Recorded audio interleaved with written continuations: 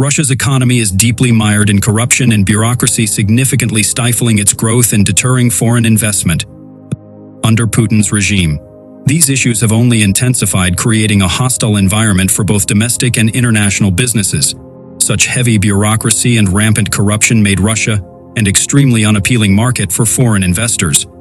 The state's heavy-handed approach is evident in how successful businesses are pressured into selling to the government. The case of Magnit, one of Russia's largest grocery retail chains, is a prime example. Founder Sergey Galinsky sold most of his shares to a state lender under intense pressure, forfeiting control of the business he built from the ground up. This tactic ensures that even thriving private enterprises cannot operate independently if they grow too successful, perpetuating a cycle of state dominance and corruption. Entrepreneurs who refuse to comply with the Kremlin's demands often face severe repercussions ranging from imprisonment to forced exile.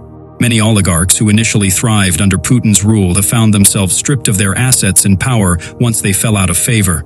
This creates an environment where fear and compliance overshadow innovation and entrepreneurship. Foreign investors are particularly wary of entering the Russian market. The bureaucratic red tape is daunting, and the risk of sudden expropriation makes it an unattractive proposition. Even those who do venture into Russia face numerous hurdles, including arbitrary regulatory changes and demands for bribes. This pervasive corruption extends to all levels of government and business, embedding inefficiency into the economic system. As a result, Russia struggles to attract the foreign capital and expertise needed to modernize its economy. The combination of corruption and bureaucracy ensures that Russia remains economically stagnant, unable to fully leverage its vast resources and potential. This entrenched inefficiency further weakens the country's economic position, especially in the face of international sanctions and isolation. Russia's invasion of Ukraine triggered an unprecedented exodus of foreign businesses, dealing a severe blow to its economy. Major Western companies ranging from consumer goods to financial services withdrew from Russia, pulling out an estimated $200 billion in revenue. Brands like Nestle, H&M, and Adidas halted operations, severely impacting the market and consumer access to goods. This withdrawal isn't just about lost jobs and revenue. It's a significant indicator of the global community stands against Russia's actions. Companies that had once boosted the Russian economy now left, leaving behind a void that the government attempted to fill by nationalizing these businesses. The impact of sanctions on the Russian automotive industry has been profound as well.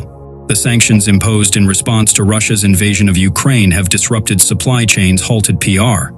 The sharp decline is attributed to the exit of major international automakers and the severe sanctions that restricted access to crucial components and parts.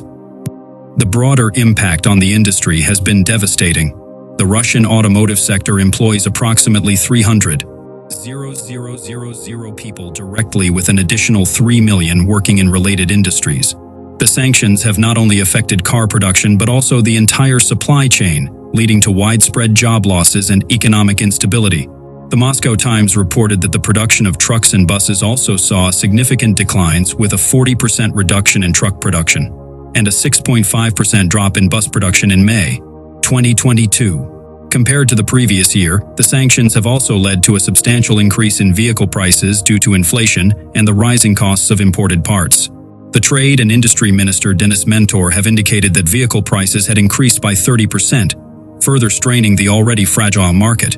In response to these challenges, President Vladimir Putin has ordered a new strategy to reduce the industry's reliance on foreign technology and ensure its global competitiveness. However, achieving this will be difficult given the current economic isolation and lack of access to advanced technologies and components from Western countries. The financial sector in Russia has faced significant challenges due to the suspension of services by major payment companies and the exit of international banks. Major banks like Societe Generale and Deutsche Bank ceased operations, resulting in substantial capital losses and disrupting the financial infrastructure. The withdrawal of Visa and MasterCard has isolated Russian consumers and businesses from international financial systems, complicating transactions and further straining the economy. Visa and MasterCard suspended operations in Russia following the invasion of Ukraine, effectively halting the use of cards issued by Russian banks outside of Russia and vice versa. This move has impacted approximately 210 million cardholders in Russia, causing significant disruptions in everyday transactions and business operations. The immediate effect has been a substantial increase in transaction complications and a further blow to an already struggling economy. The Russian central bank attempted to downplay the effects, stating that cards issued by Russian banks would continue to operate within the country. However, the broader impact includes a loss of consumer confidence and increased difficulties for businesses relying on international transactions.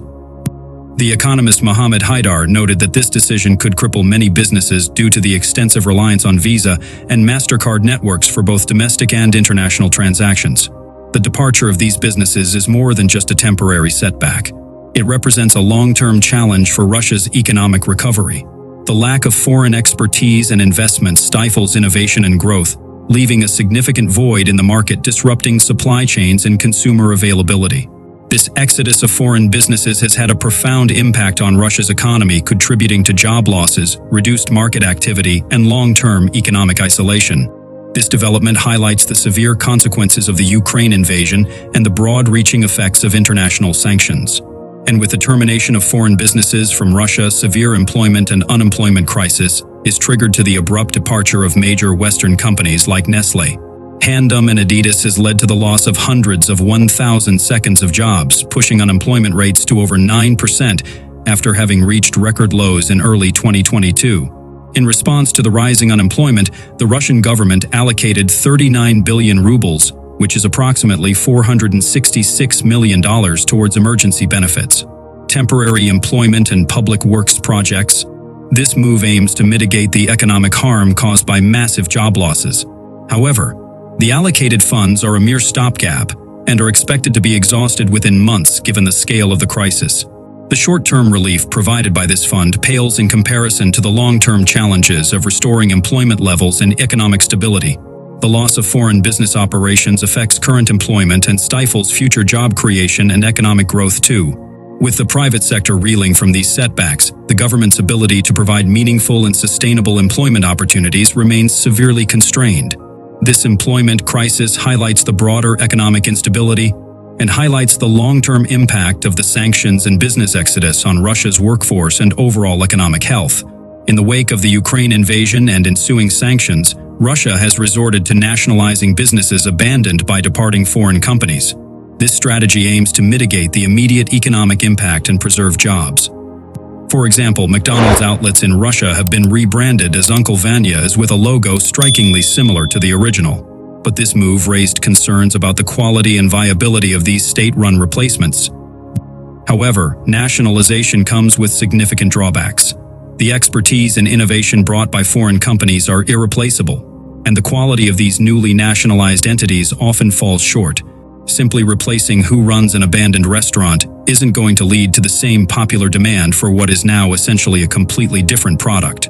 The lack of brand recognition and operational know-how further hampers these efforts.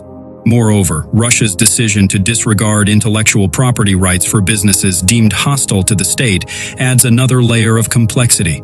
This policy has severe implications for future foreign investment.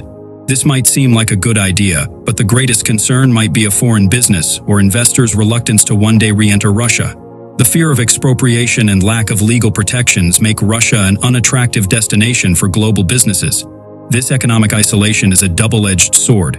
While it aims to protect domestic jobs and stabilize the economy, it also stifles growth and innovation. The long-term consequences of such policies are likely to be detrimental, leading to a stagnant economy with limited international engagement. Russia's nationalization efforts and economic isolation are short-term fixes with long-term repercussions, creating an environment of uncertainty and reducing the country's attractiveness to foreign investors.